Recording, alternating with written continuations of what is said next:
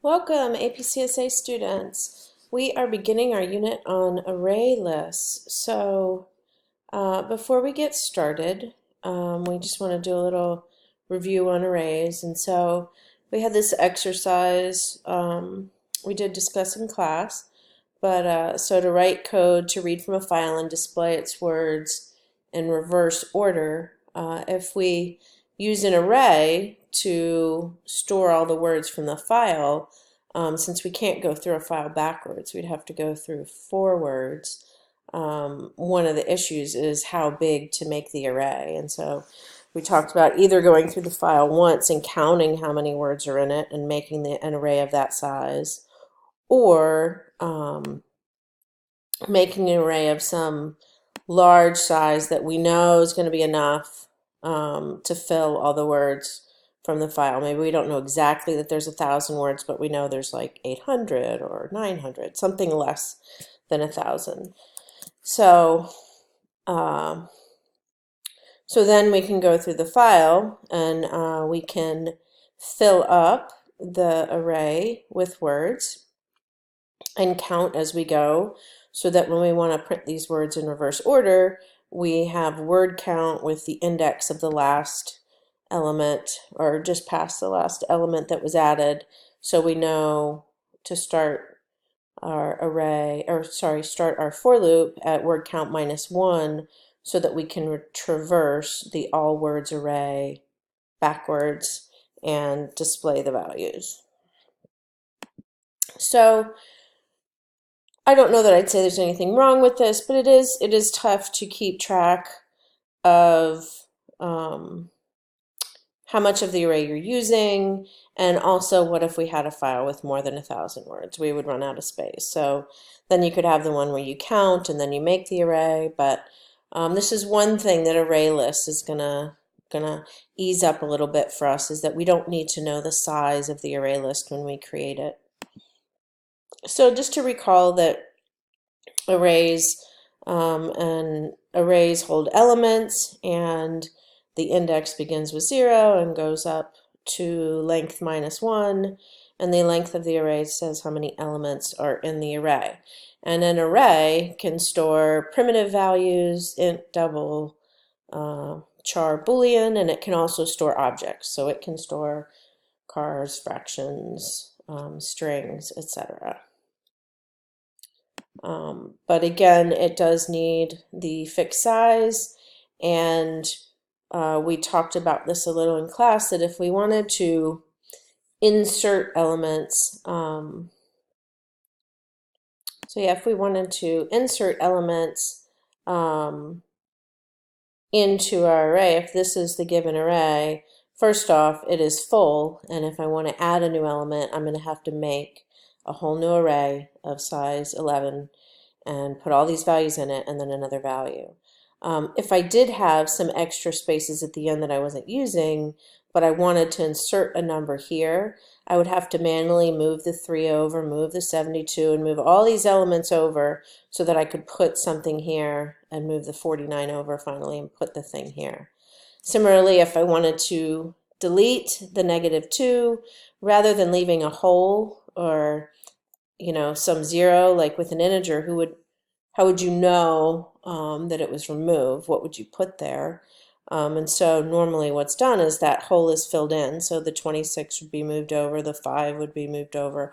And that's a manual process of moving all those values over, and then at some point having these empty spots with zeros or something else that we have to keep track of and know to ignore. So it's cumbersome. It's a lot to keep track of when you're inserting or removing elements in the middle of a regular array. Also, we couldn't just print with an array. We had to go in a loop, or we needed to use, there's some methods in the arrays class for doing some array manipulations, but just a little difficult to deal with for some more complex scenarios. So the array list is going to fix some of those issues, or just make it a little bit easier. So it it is an array behind the scenes, but it will resize. So the list, when it gets created, doesn't really have a size. It is empty. And then as you add elements, the list grows, the array list grows. And we are going to be using methods to get elements out of the array list and to put elements in the array list. So I mentioned in class that when you see list from now on, you should be thinking array list. And I mentioned that you do not need to know this. I will not quiz you on the word collection or on the word list. It used to be part of the AP curriculum. It is not anymore. So just know that sometimes when we use the word list, we're referring to two different types of lists. And so this is kind of the generic list, and both of these have similarities because they both come off of this list interface. So when you see in the slide where it says list, for us, we are just going to be working with array lists this year. We're not going to be doing anything else in this set. In this collection, we'll be focusing on array lists only.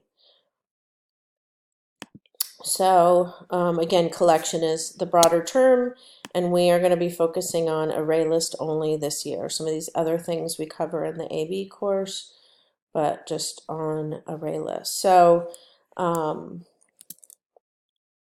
again, we're going to store elements. Duplicates are allowed. We're still going to have indexing the same way we have with an array, and we're going to use these methods to get things out of the array list and to put things into the array list. We have a whole list of methods to help us with that. And so remembering on the green sheet, that's actually white, but in our class it's green. Here's the section on array lists. So keeping your eye on this on your own personal copy, getting comfortable with using this can help you so you won't have to memorize exactly how some of the methods work that we use with the array list. So again in class, we talked about we're going to show the initialization of the array list, but this is just kind of a graphic showing how we can now add things in anywhere. We can remove things, and that lists have size, not a length. But we'll look at the methods in a sec. So when you declare and initialize the array list, this is the format for doing that, and you're going to replace the word type with the type of thing in the array list. And array lists can only hold objects. They cannot hold primitives, so you cannot put int here. But you can put string, you can put char, you can put fraction, and we're going to see a workaround for some of our primitives. But you cannot put a primitive type here. But on this declaration, if you want an array of strings, you're going to replace this word with string, you're going to replace this word with string, and then when you look at the green sheet, everywhere you see this E, you're going to replace that in your mind with string. So if I want to add something, I add a string. So anywhere you see E, the type would be E. If I get something out of the array list, it's going to return a string. So I think that hopefully gets intuitive pretty quickly. But you do need the angle, the left and right alligator kind of markings, and you do need these parentheses on the end. So once you create the array list down here, it's called names, then you can use that, that's the object, and you're going to use it to call some methods. So here, names.add, and we're adding a name to the array list. So keeping in mind that the array list is 0 here, and then as we add names, the size of the array list is growing, and these elements are getting index values and being put in the array list. So again, here's a list of methods. I think the green sheet or the white sheet is the one you want to get most familiar with, but this has a couple others. I think clear is on here, and toString, and we'll talk about the toString in a minute. No, I want to stay on that one, sorry. So yeah, so we can add elements to our array. There's two different ways we can add. We can add them at the end of the array list, or we can insert them somewhere inside the array list if we give an index. There are rules for this index you can see on the green sheet. We can do, index of I don't believe is on the green sheet. No. So we can add to the list, we can get things out of the array list. We still need a certain index to get the thing. We can set, which is more like a replace or a change. You can change an element at a certain spot to be something new. And then you can also remove elements from the list using these methods. So those are the ones we will be focusing on. And you can get the size for how many elements are in the array list at that given time. So this is a nice slide just comparing an array to an array list, just syntactically what our equivalence is. So when we wanted to change box 0 in a names array, this was the syntax for that. If I want to put Jessica into an array list, this is the syntax for that. And similarly, for an array, the get is the same as the set, right? This kind of syntax is the same as this. But for the array list, we do have a method for getting and a method for adding that we will be using.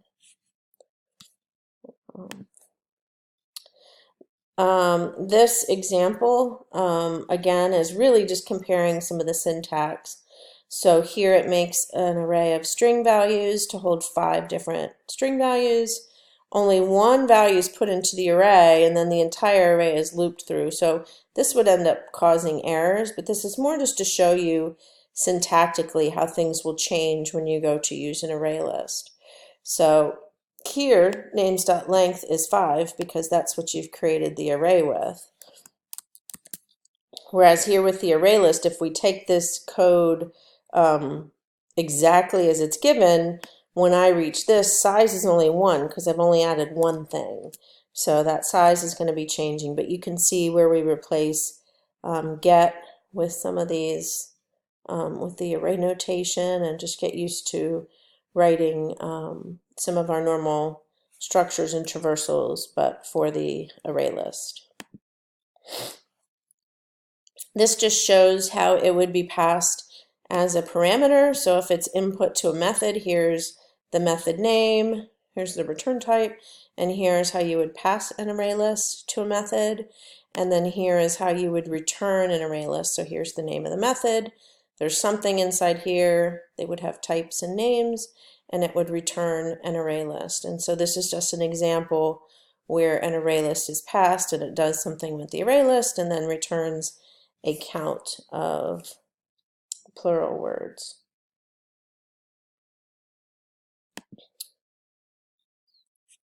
So this just had this, I'll let you read this line on your own. I just basically asked you to do a couple tasks similar to what we started with, reading from the file and then printing in reverse. So here it's printing the words in reverse. And so just study this code. We will go into this a little bit more in class, but again, just getting used to the syntax of using size and add and get instead of that hard bracket notation. That's what I just want you to get used to. And then, as I stated earlier with an array list, you cannot put primitives in here. And so we have what are called wrapper classes. Oopsie. And for all the primitive values, there's an equivalent wrapper class. And all it is an object template for a primitive value. So when you create an array list, and if you want something like a double in it, you have to use this capital D double notation. Normally we don't like to use that because it does use extra storage. Once you do that, however, the things you add will look like a primitive double, and the things you get out, you can even have it do as a primitive double. And the conversion from object to primitive and back and forth is done for you behind the scenes. So I'll see you in the next video. I'm out of time.